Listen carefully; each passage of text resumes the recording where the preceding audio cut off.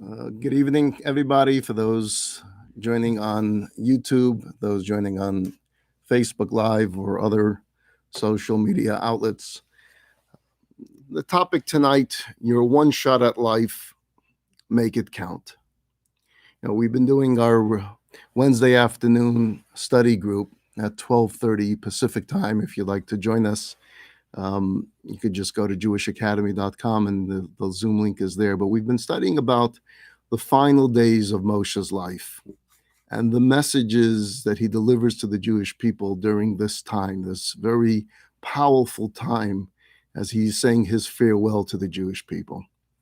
And as we go through these portions and this powerful speech by Moses, we cannot help but be overcome by a profound sense of sadness over the fact that Moses would be leaving this world without realizing his life's greatest hope and dream, and that is of entering the land of Israel. And all this because of one mistake, one slip up, albeit a serious one for a man of Moses' stature. He hit the rock. The scene in which Moses climbs Mount Nebo to see only from a distance the land that he would never enter has got to be one of the most poignant in all of Torah. It leaves us wondering, did it really have to end this way? And why? And I should point out that although this was surely the biggest setback and disappointment Moses had to face at this juncture, it wasn't the only one. By this time, his closest friends and his confidants, including his brother Aaron the high priest, his sister Miriam, have passed on. It had also become clear that neither of his two sons, Eliezer or Gershom, would be succeeding him. That position was going to go to his disciple Joshua, and Moses already knew that. All these developments had to have hurt. So how does Moses deal with the disappointments? I mean, after all the pleading and the praying, once it becomes absolutely clear that God would not be changing his mind about the Israel decree, how does Moses react to this discovery of the drastically turned pages and the new trajectory of his life? The answer is that he reinvents himself yet again. He uncovers yet another layer of his tremendous potential. You see, all throughout the book of Deuteronomy, we hear Moses not simply articulating and conveying God's laws, but explaining the deep theology, the philosophy behind them. He speaks with incredible passion about God's love for the Jewish people and the love that Israel should show God. He reviews past events and he braces all of us for future challenges. He's no longer Moses the liberator. He's no longer Moses the miracle worker. He becomes Moshe Rabbeinu, our teacher. Moses, our teacher. You might say that in those last months, Moses climbed his second mountain. He found a whole new voice and a whole new purpose. He provided insights not only to the people of that generation, but to all generations to come, so that when we are sitting here in the year 2020, we're reading his words of the book of Deuteronomy, we are so moved, we're so inspired by this man's passion, by his inspiration. You see, he made them and he made all of us his disciples. And we've all been his disciples ever since. It was perhaps that second mountain, atop that second mountain, that Moses achieved his greatest legacy of all, after the setbacks. My friends, the truth is that we all hit those crossroads wherein we suddenly were faced with new circumstances, new challenges, new realizations into our own lives. And when that happens, we can choose to ignore it. We can run away from it. We can become bitter about it.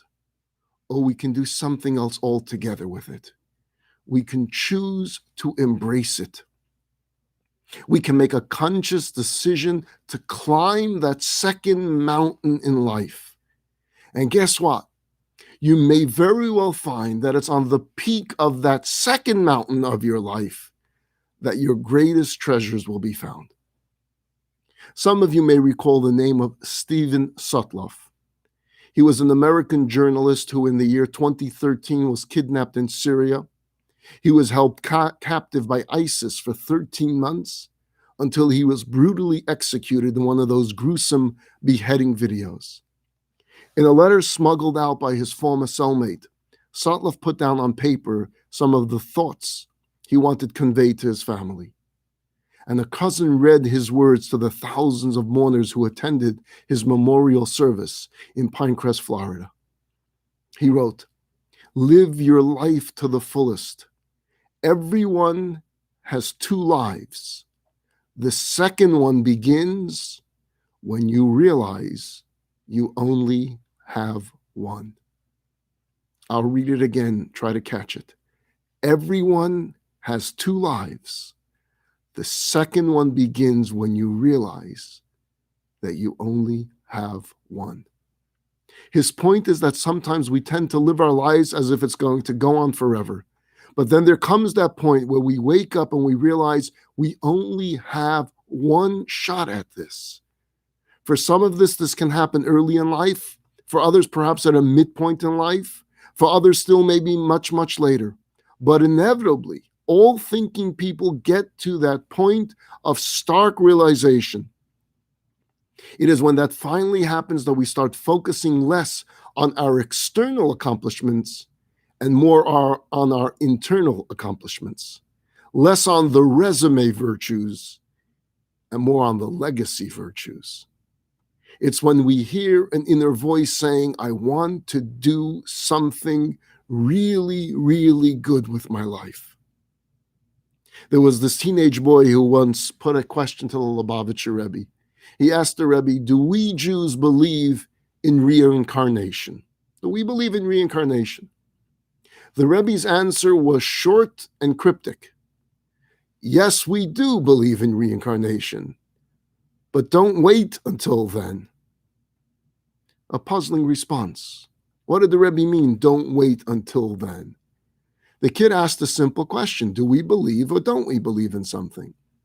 You see, beyond addressing the technical question, the Rebbe was discerning where the question was coming from.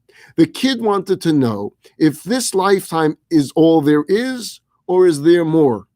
The possibility of reincarnation can change how we look at life now, because we may be coming back. So we'll get another chance. We'll finish any unfinished business the next time around. We'll get a do-over. Or in golf lingo, we'll get a mulligan. We'll just do it again. And this is what the Rebbe was trying to warn the young man. Reincarnation does not mean procrastination. Don't put off to your next life what you need to achieve in this life. Yes, we believe in the re-embodiment of the soul, and we believe in second chances, but for all you know, this life may already be your second chance. So live this life as if it's your last. This fellow made Aliyah to Israel and was still getting used to the new bureaucracy. One day he receives a very strongly worded second notice from the Israeli tax authority saying that his taxes are overdue. He runs down in panic to the tax office and he pays the bill, and then he begins to apologize, explaining he must have accidentally overlooked the first notice. He's sorry. The tax collector smiles and says, "Oh, the Israeli tax authority doesn't send out first notices. We have found that the second notices are much more effective, so we go straight for the second notice." Let's live our lives as if we are on the second notice. What does that mean? It means living in the pursuit of meaning. As Americans, we place a premium on the pursuit of happiness, as well we should. But the irony is that you don't usually find happiness by pursuing happiness. What was it that John Lennon said? Life happens while you're busy making other plans. Well, one can say true happiness happens when you're busy pursuing something else. And that something else is finding meaning in life. What's the difference? What's the difference between happiness and meaning? Well, for one thing, happiness is largely about satisfying needs and wants. Meaning is all about purpose. Right here, right now. Meaning is about how you judge your life as a whole, the past, the present, the future. Happiness is about taking, meaning is about giving. Or in the words of Viktor Frankl, the way to find meaning is not to ask what we want from life. Instead, we should ask what life wants from us. Life is a task. And the religious person, says Viktor Frankl, experiences existence not simply as a task, but as a mission. He or she is aware that they're being summoned by a source, and that source is God. We read in the Torah about God summoning people all the time to carry out specific missions. He tells Abraham to go here. He tells Moses to go there. He tells Samuel to do this. He tells Jonah to do that. The voice of God is giving very specific instructions as to where and when the mission is. But what about in our post-prophecy days, when we don't hear God's voice? At least most of us don't. How do we know what our calling is? How do we know what our mission is meant to be? And the answer I can best say to you is that when you come upon it, and you're tuned into it, you'll know. You'll just know. A number of years ago, there was a strange anomaly in the weather back east. There was a terrible snowstorm. It hit the New York area in the month of March. It was such a huge storm that the trash collection trucks couldn't get through until the storm stopped and the snow was plowed. Finally, after a number of days of overflowing trash cans, the sanitation trucks started rolling again, working all hours of the day and the night to catch up on the backlog. In fact, it was at 2 a.m. that Rabbi Kalman Epstein in the Kew Garden section of Queens, New York, hears the sanitation trucks rumbling in the distance. And he realizes that he didn't put his own trash cans out, and it's overflowing. And if he misses this, oy vey, it's going to be who knows how much longer, and where is he going to put all this trash? So at 2 a.m., he gets up, he runs outside, and he's schlepping the garbage pails to the street so that the garbage collector should be able to collect it. As Rabbi Epstein is schlepping his cans out, one of the men of the sanitation department comes up to him and says, "Excuse me, are you a rabbi?" It's 2 a.m. Are you a rabbi? After Rabbi Epstein confirmed that he was, the man told him that his mother just passed away a few hours before. And he hasn't even told his siblings yet. And his dilemma was that he knew that they wanted to have her cremated. Their father had a proper Jewish burial in the Jewish cemetery, and he believed that his mother wanted a similar send-off as well. But in the recent weeks when his mother was already in a coma, he overheard talk amongst the siblings about, well, you know what, let's do it a different way this time. It's easier, it's faster, it's less expensive. And so he's telling this to Rabbi Epstein. He says, my mother wasn't religious, but I can tell you that she lit the Shabbat candles every Friday night. And I feel that this is what she would want. So what do you think I should do? Rabbi Epstein recommended that the man call a Jewish funeral home. He gave him a phone number of a friend that he knew that worked in that particular Jewish funeral home. He said, you can call him now. It's okay to call him in the middle of the night. Set everything up with him already before. And in the morning, you'll call your siblings, inform them about the mom's passing, but tell them that they don't have to worry about any arrangements because everything is already under control. Everything has been already taken care of. And presented with the circumstances of everything having been taken care of, they won't mind so much and they'll go along with it. He gave the man the name, the phone number, the cell number of this particular funeral director, told him, mention my name, tell him, Rabbi Kalman Epstein told you to call in the middle of the night. I want him to take care of things. I want him to make it as least costly as possible. I want him to take care of all of the preparations that are needed, everything. And sure enough, the next morning, this man whose name was Theodore, yet the other fellows called him Pip, he calls the rabbi and he says, you know, you were so right. I made all the arrangements. I called your friend. He took care of everything. And then I called my siblings. They weren't upset at all. In fact, the funeral is in a few hours. And then Pip said, Rabbi Epstein, You are the only rabbi I know, even though we just met. Do you think you can come officiate and speak at the funeral? Rabbi Epstein readily agreed. Although the cemetery was on Long Island, there was about an hour and a half drive from Kew Gardens. Rabbi Epstein was glad to do the mitzvah. And this woman received a proper Jewish burial with dignity and with honor. He's driving back from the funeral. Rabbi Epstein reflected on the phenomenon of a person reaping what they sow in life. That because this woman had a feeling for Judaism, that she lit a Shabbos candle every Friday night, that sent a message to her son that Jewish tradition is important to me. And because of that, he couldn't accept the fact that the siblings wanted to cremate her. And because of that, when he saw someone that looked like a rabbi, he opened his heart. The following week, the sanitation truck comes rolling down Rabbi Epstein's street. He went out, he wanted to see his friend Pip, but he didn't see him amongst the crew. And he approached the other men and he said, where is Pip today? They said, Pip doesn't work for us here. Pip, he works in Long Island. He never comes here. Last week was the only time he served this particular area because we were all backed up and we needed overtime of people. So he was here, but he's never on this shift. So that one particular time, because of a snowstorm, because of overtime needed, because he was going down the street, because Rabbi Epstein forgot to take his trash cans out, there was a mission there. And he knew it. He knew that he needed to be there for this fellow. So that this woman, because of her love for Jewish tradition, that she would have a proper Jewish burial. So how do we know what we're being called up to? How do we know when we're being asked to perform a mission? The answer is that God has his way of putting us where we need to be, when we need to be, and shows us this is what's needed of you. So when we see a need that needs to be met, or we see a wrong that needs to be righted, or a pain that needs to be healed, and we feel it's speaking to us, that is when we come as close as we can in this post-prophetic era to hearing the voice of God summoning us to action. The very fact that you see it and feel it the way you do means that you have the distinct ability to do something about it.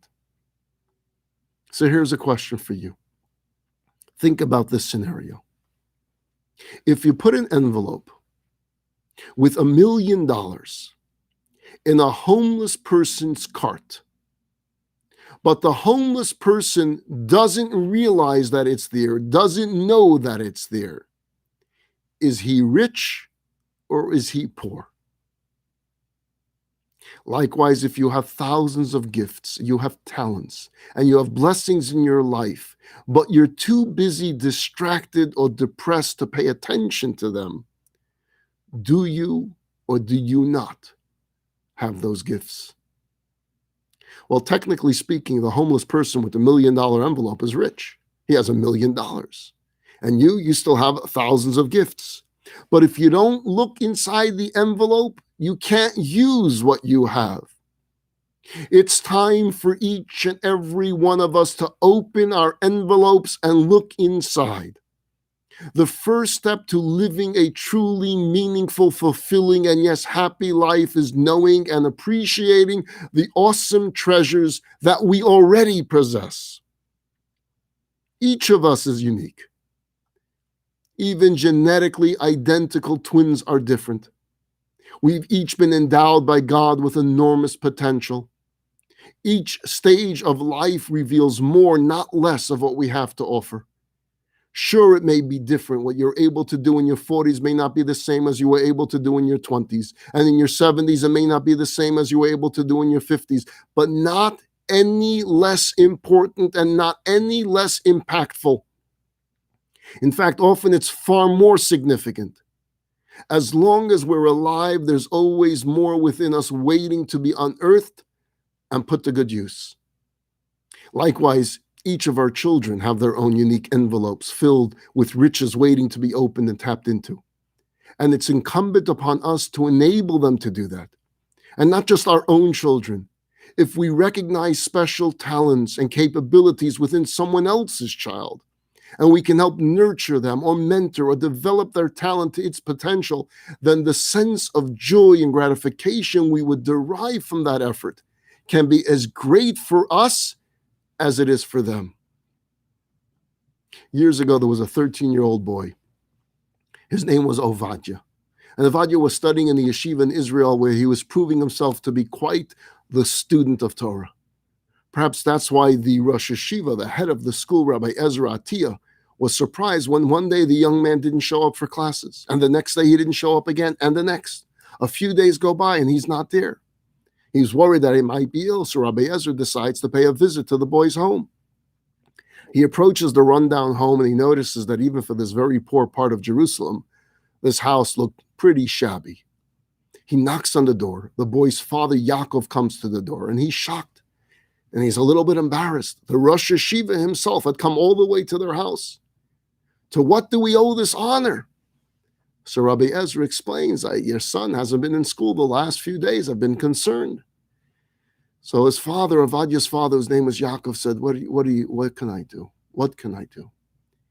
I have a little grocery store. I have some merchandise there. That's what I have. I earn a living, and I need help in my grocery store, and I can't afford to hire outside help. And my son's a good worker. So I told him until we get through this financial difficulty, he's going to have to take off from yeshiva and come work for me. Rabbi Ezra listened patiently, but then explained to the man that, your son has such an acumen for Torah study, such talent shouldn't be allowed to go to waste. You have to send him back to the yeshiva. And Rabbi Yaakov says, I'm sorry, I have no choice. You don't understand. I can't afford to hire anyone. No one's going to work for free, so I need my son in the store. Unable to persuade him otherwise, Rabbi Ezra thanked Yaakov for his time.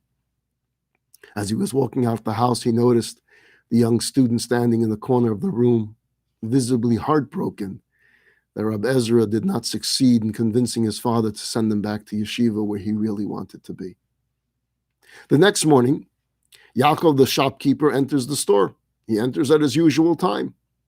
He puts on his apron. He gets ready for work. But when he looks over the counter to say good morning to his son, who had the responsibility of opening the store, it wasn't his son that was there. Instead, standing there at the counter was Rabbi Ezra Atiyah, and he was wearing an apron. And Yaakov's jaw dropped. He said, Kavod Harav, honorable Rabbi, what are you doing here? Why are you wearing that apron? So Rabbi Ezra replied that I came early and I found my beloved student preparing for his day's work. And I told Ovadia that he can go to yeshiva because I was able to find someone willing to work without pay to take his place. You need someone to stock your shelves? I'm your man. I'm at your service. Just show me where the boxes are, where I need to put it, which shelf I should put it on. I'll get to work. I would rather be here stocking your shelves and seeing your son Ovadia in the yeshiva. So I'm your man. It won't cost you a penny. Just tell me what to do. Try as Yaakov did. He could not get Rabbi Ezra to take off that apron. Until you can afford to pay someone to take my place, I'm staying here. But your son stays in yeshiva. He continues learning. And that's what happened. Ladies and gentlemen, the boy Ovadia of my story grew up to become none other than Chacham Ovadia Yosef, Olav Shalom, the former Sephardic chief rabbi of Israel. You never know if your son can be the next chief rabbi or leader of a community, if your neighbor's child can be the next Jonas Salk or Margaret Thatcher, or if the kid down the street can become the next ambassador to Israel or the United States Secretary of State.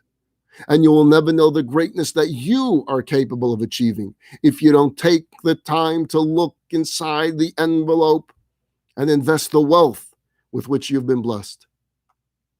So we need to take stock. We need to scrutinize our values, our priorities, and remind ourselves that we have only this one life, and we need to make it count each and every single day. It's time to look ourselves in the mirror and ask some very basic questions like, who am I? And how is this world better because I'm present in it? They tell the story that Albert Einstein was once traveling from Princeton on the train when the conductor came down the aisle, punching the tickets of every passenger. When he came to Albert Einstein, the professor reached into his vest pocket, and he couldn't find a ticket. He checked his pants pocket, his briefcase, the seat beside him, couldn't find it. So the conductor says, "Look, Dr. Einstein, I know who you are. We all know who you are. I'm sure you bought a ticket. I trust you. Don't worry about it." And Albert Einstein nodded in appreciation. The conductor continued down the aisle punching tickets. As he was ready to move to the next car, he turns around and he sees that the great professor is down on his hands and knees and he's looking under his seat still for his ticket. So the conductor rushed back and said, "Dr. Einstein, I told you, you don't have to worry. It's not a problem. I know who you are and I trust you." To which Einstein replied, "Young man, I too know who I am. What I don't know is where I'm going." So the greatest mind boarded a train that couldn't remember where he was headed. Sometimes you can be the master of the greatest theories and ideas and still not be sure of where you're going. So we need to take that long look, not only who we are, but also where are we going? Because I think that in our heart of hearts, each of us know that we're capable of more and we're capable of better. In the practical sense, let's start with some basics. Perhaps we can give a little more thought to the way we treat others, how we speak to strangers, how we speak to family members. Let's learn how to smile a little more and appreciate a little more those daily moments of joy that come our way. Perhaps we can divert just a little attention away from our iPhones and smartphones towards the people in our lives who need us most. Let's try to pay more compliments to our spouses, to others. Let's exercise a little more patience, some tolerance, forgiveness, forbearance. Let's not rush our kids or grandkids along for the sake of some peace and quiet, when in the process we're probably missing out on life's sweetest moments. Let's try to step out more from behind our own difficulties, to give of our time, of our energy, of our resources to others. In the words of Rabbi Jonathan Sachs, there is no greater cure for depression, no greater cure for burnout and aimlessness than bringing happiness into the lives of others. Even during this pandemic, or should I say, especially during this period of time, there are so many that can use your help, your guidance, your charity. During the Holocaust, a man by the name of Dov Lichtberg lost everyone he was close to and everything he had owned. And after the war, he spent time bouncing around from place to place, from city to city, until he ended up in Paris, France. It was there that he and his new wife tried to rebuild their lives. However, there was a serious problem. Reb Dov, as he was known in his hometown, had no way of supporting the family. He didn't speak French. He didn't know how to present himself in a way that would entice a prospective employer to hire him. Before the war, he was this Torah scholar. Reb Dov held a respectful position in the community. He was a rabbi in a very beautiful congregation. But here he is in Paris, and none of them seemed to matter. He felt out of place, out of sorts, drifting from job to job, with nothing to show for his efforts. Fortunately, he had a friend. His friend's name was Rabbi Gad Eisner. They called him Rab Gadol. And Rab Gadol was known, he had this deep empathy for Reb Dov, and he wanted to help his friend find a job, a fitting job, an honorable job. He understood that his friend just needed a break, just to get on his feet. Rav Gadol went around asking to see if anyone had anything or knew of anything. Despite his best efforts, he came up empty-handed. Finally, someone told him about a job, but it wasn't exactly the kind of position he hoped to find for his friend. It was a job as the shul janitor, the janitor of the synagogue. Upon further investigation, Rav Gadol discovered that the job included cleaning the bathrooms, mopping the floors, wiping down the walls, getting rid of the trash. It included also some tasks normally designated for the shamish of the shul, to organize the holy books, putting the books in the proper shelves, rolling the Torah scroll to the proper place, putting the tables and chairs in order. Knowing that his friend had no other options, Rav Gadol accepted the position on his behalf. He said, yes, I have someone for you who'll take the job. And he came to Reb Dov, and with a big smile on his face, he said, I have great news for you. I found you a job. Oh, Reb Dov was overjoyed. A huge burden was suddenly lifted off his shoulders. And may I ask what the job entails? It's a position in a big synagogue. Really? Wow. What's the position? You're going to be the rabbi of the synagogue. Wow, the rabbi of the synagogue. That's right. They need a rabbi. I told them all about you. They're hiring you as the rabbi of the synagogue. But you know, in this place in Paris, they don't want the type of rabbi like from where we're from. They don't want the rabbi who gives speeches and classes and answers questions. No. Here they have a different type of rabbi. The president of the shul wants people to learn from the rabbi simply by observing his behavior. You want that the rabbi should pray and study, and people should see that, and they're going to want to conduct themselves that way. It's inspiration by role model rabbi. It's a great job for you. What do you say? Reb Dov could hardly contain his excitement. Wow, I don't have to teach. I don't have to make speeches. And yet I'm the rabbi of the congregation just by being a role model. Wow, I just be me and I have a job and they pay me. He jumped for joy. He couldn't stop thanking Rav Gadol for the referral, for the recommendation, for getting the job. But now we have a problem. What about the fact that the president was in fact looking for a janitor? He wanted someone to clean the shul. He wanted someone to clean the bathrooms. He wanted shiny floors. He wanted a neat and functional sanctuary. Well, from the first day onwards, Reb Dov, from the first day that Reb Dov went onto this job, his friend Rav Gadol got up 4:30 in the morning. He went to the synagogue. He mopped the floors. He cleaned the toilets. He tidied up the sanctuary. He took out the trash. He did everything that a janitor would need to do. All this to preserve the honor and the dignity of a broken soul. This went on for months, and no one was the wiser for it. Reb Dov served as the rabbi, while the cleaning duties were covered by Rav Gadol. To keep up the charade, Rav Gadol did everything in his power to minimize contact between Reb Dov and the president, who was the janitor's boss, lest the secret be revealed. One day, however, crisis struck. After the morning prayers, the president approaches Reb Dov and asks to have a word with him. It happened before Rav Gadol could run interference. He didn't know what to do. It appeared that the cat was out and about to be let out of the bag here. As the president spoke to Reb Dov, he detailed the various areas that he felt needed to be cleaned more thoroughly. He insisted that certain things should be done on Monday morning, not on Tuesday morning, and Reb Dov is nodding his head with this blank expression. By the time Rav Gadol made his way over to his friend Reb Dov, it seemed as if the damage had already been done. He braced himself for his friend being upset with him for having hooked him up with a job to be a glorified janitor. So what did he want from you, Rav Gadol asks Reb Dov. Reb Dov answered, Ich weiß nicht. In Yiddish, that means I don't know. I don't speak French.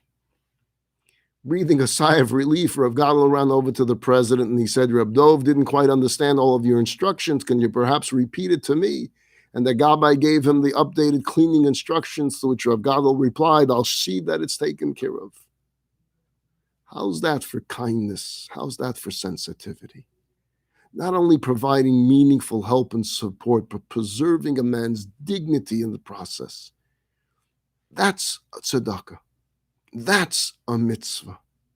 That's a cure for our own depression and our own sadness, when we can do so much for someone else. There's a fellow in Los Angeles, his name is David Stauber, he's an attorney in Los Angeles. He was raised in a religious home, But by the time he went to college in the 1960s, he had lost all interest in Judaism. Between the rebellious culture of the 60s and the general sense of skepticism, he was happy to leave it all behind. When he got married, his wife Jackie, they kept a kosher home, but that was her desire, not his. After he graduated from law school, David and his wife took a trip to Europe. And while touring Greece, they were in a terrible car accident. Jackie's back was broken, and she became semi-paralyzed. When she was transferred to Cedars-Sinai Hospital in Los Angeles, Chabad's Rabbi Shlomo Kunin urged her to write to the Lubavitcher Rebbe, which she did.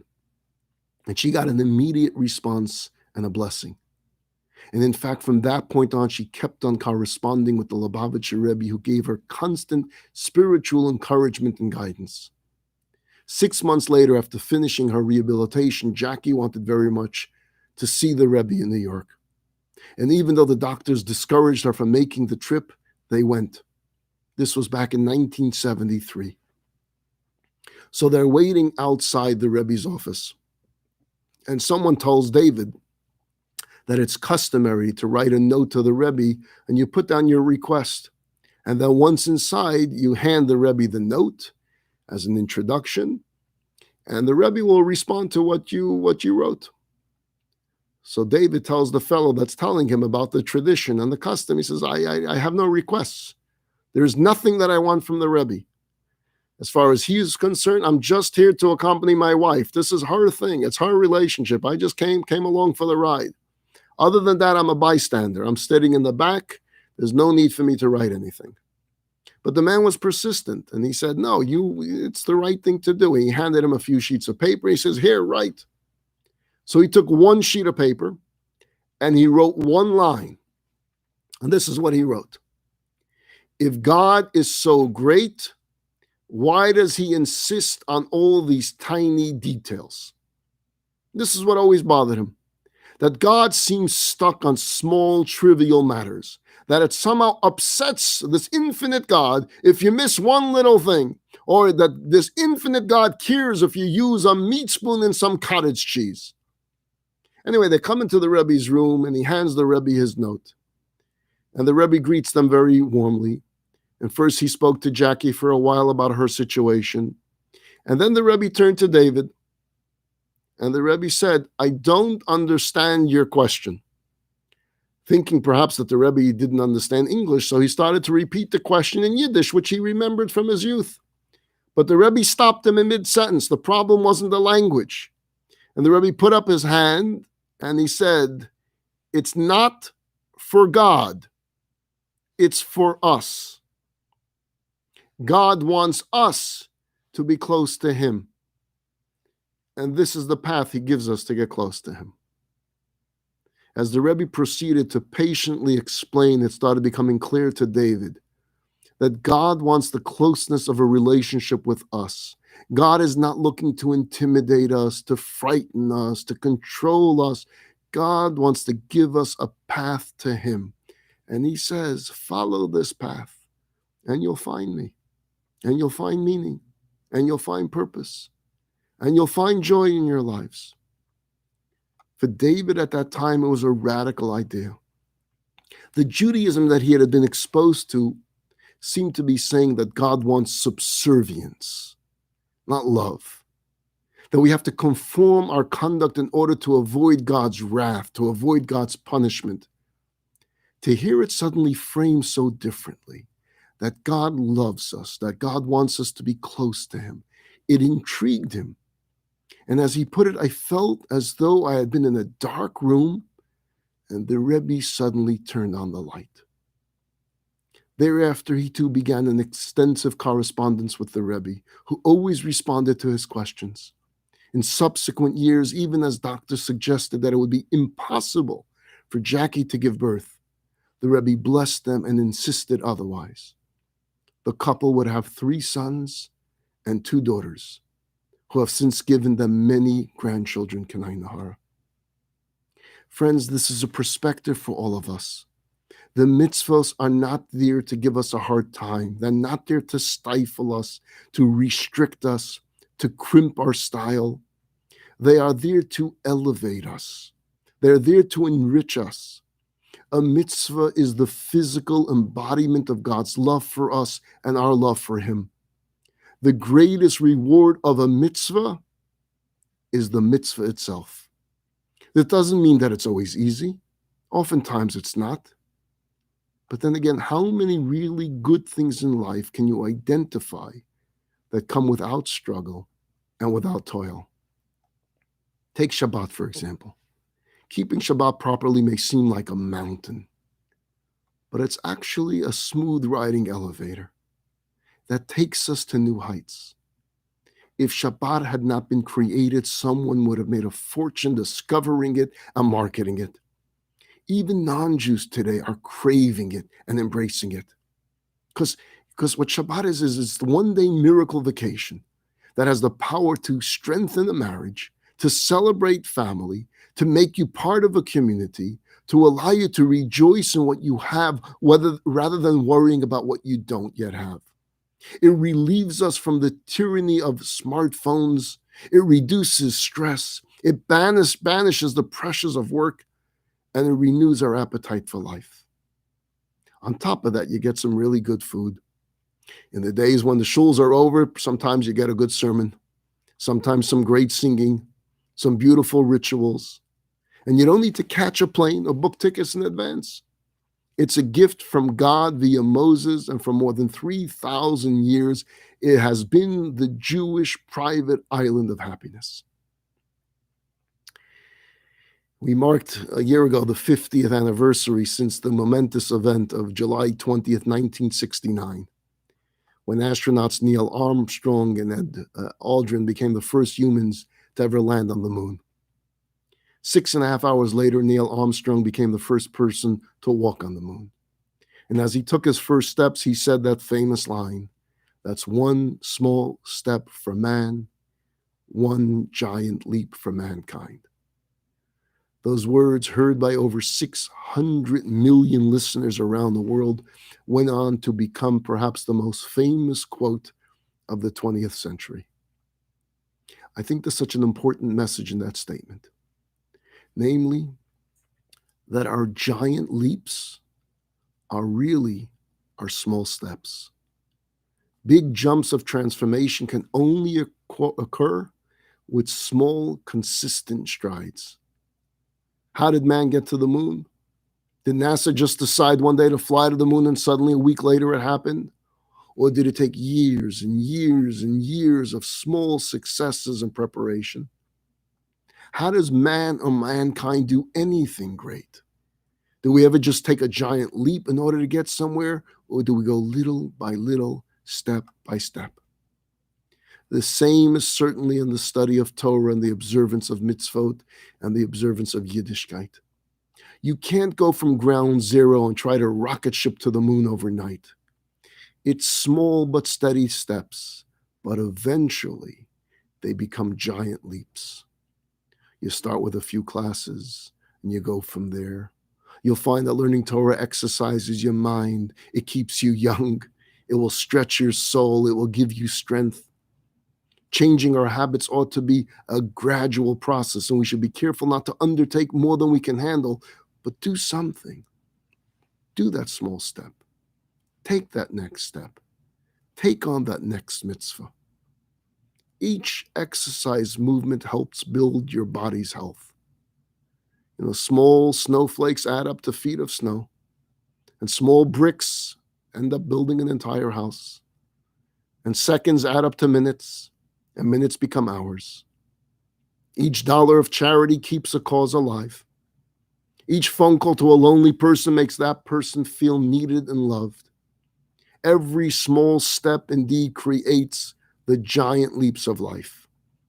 The key is to put that second mountain into view and to start climbing. Not every expedition will be a success. There will be setbacks. There will be failures along the way. There's times in which you may fall back into some of your old habits. This doesn't mean that you should give up or that your attempts were all for naught, because tomorrow is another day and you get back up again and you try again. And so, as sad and as confounded as we may be, by the fact that Moses was denied entry into Israel, in showing us that even the greatest Jew who ever lived did not live to see his mission completed. The Torah is giving us a profound lesson, a powerful reminder that we are all mortal and must therefore make every day count. We are all fallible and must therefore learn to grow from each mistake. None of us will necessarily complete the journey and must therefore inspire others to continue what we began. For each of us, there will be a river that we will not cross. For each of us, there will be a promised land that we will not enter. For each of us, there will be a destination that we will not reach. Even the greatest life is an unfinished symphony. We shouldn't feel guilty. We shouldn't feel frustrated, angry, or defeated that there are things that we hoped to achieve but did not. At the same time, that doesn't release us from doing our utmost to be the best human being and the best Jew that we can possibly be every day that we are blessed to have a breath of life within us.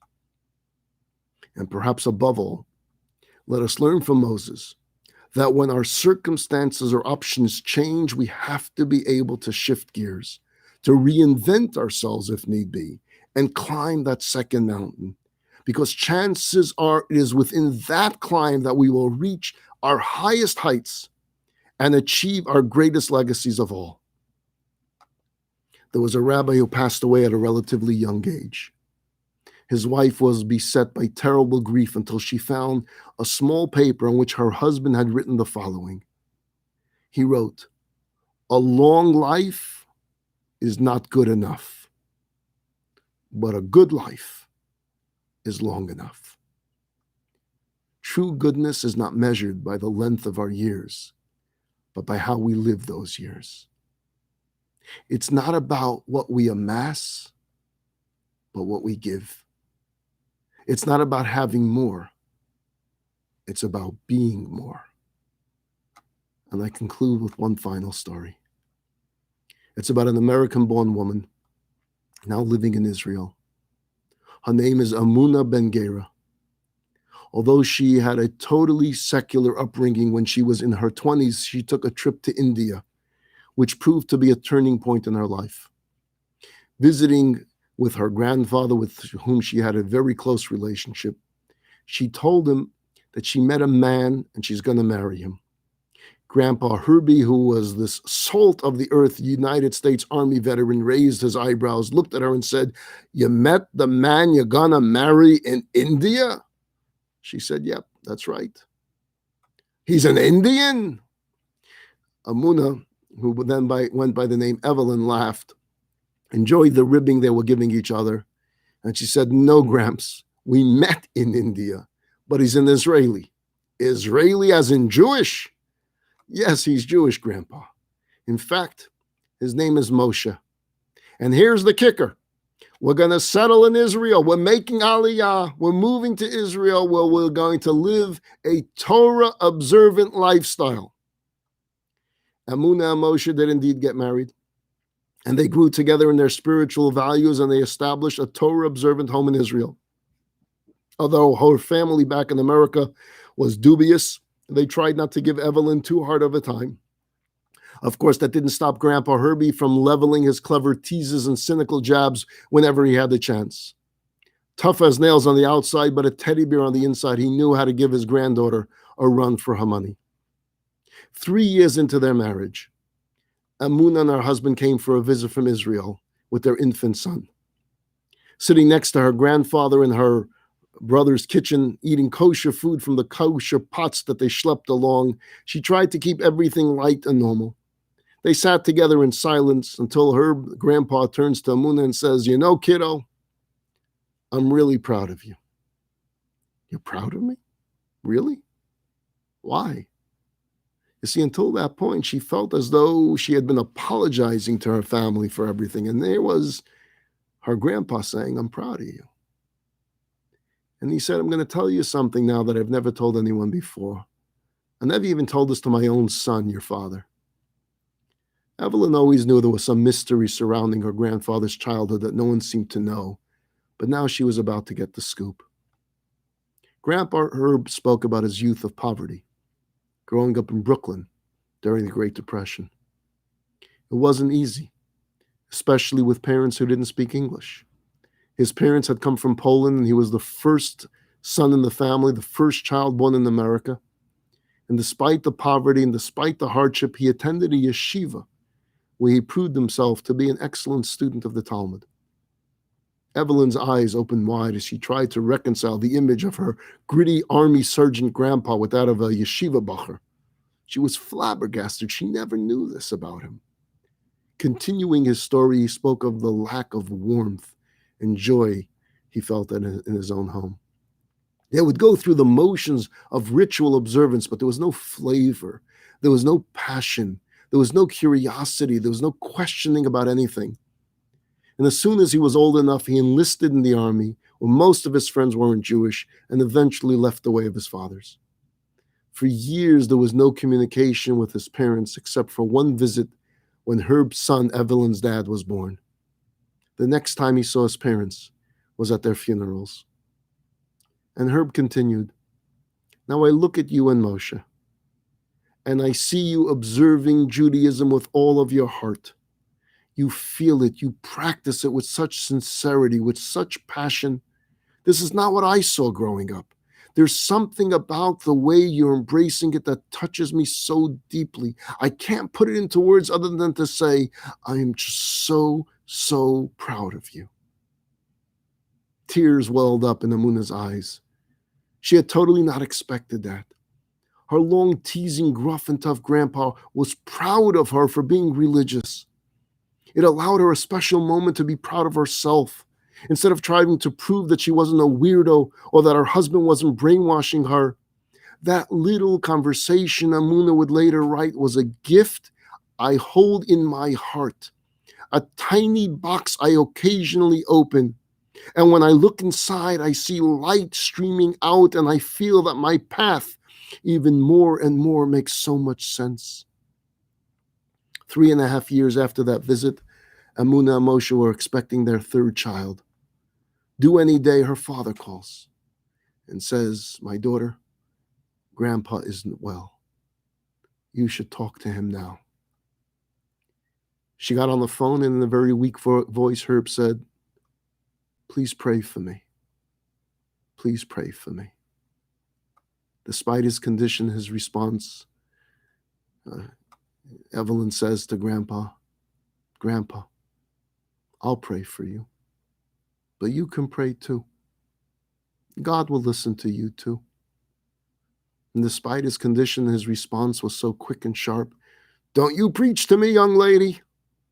She touched the raw nerve. So she dropped the conversation and she sent him an email. And she asked her father to read the email to his father, to her grandfather. And this is what the email said. "Dear Grandpa, I want you to know that I love you and that you've been such a big influence in my life.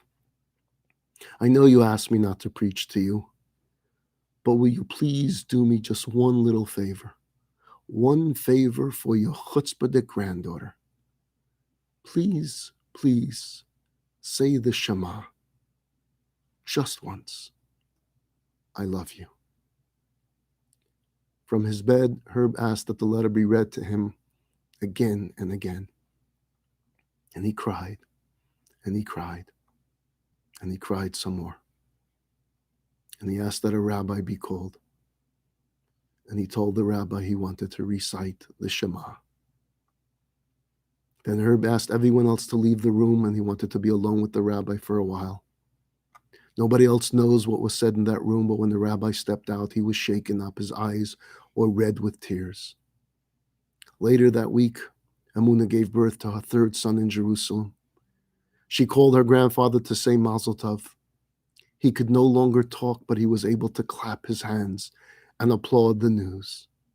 And the next day, he passed away at the age of 83. Amuna Ben Gera writes as follows: every morning I take out my siddur, my prayer book, and I turn the frayed pages, talking to God.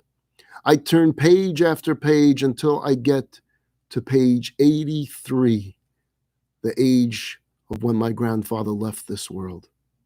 On page 83 in my siddur is the page of the Shema. And as I say the words, I think of my grandfather and the nachas his soul is hopefully receiving from his grandchildren and his great-grandchildren, and how the full circle has been closed. My friends, one of the many beautiful things about Judaism is that it's never too late. The door is always open. One can always come back home, even in the very last moments. But to paraphrase what the Rebbe said to that teenage boy, yes, there may be other chances, but don't wait until then.